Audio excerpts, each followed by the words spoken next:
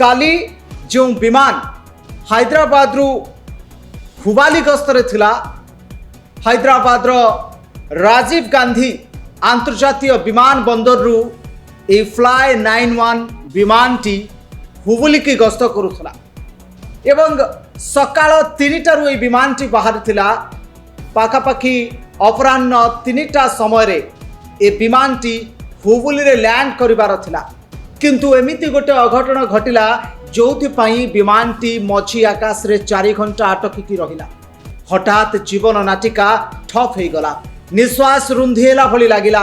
विमान रे बसिथिबा प्रत्येकटी यात्री निजर अवचेतन मन रे भाबिबाकू आरंभ कले जे विमान टी क्रैश करिगले आम जीवन चली जीवो। आ सेही समय रे प्रत्येकटी यात्री को आखिरे थिला लुह।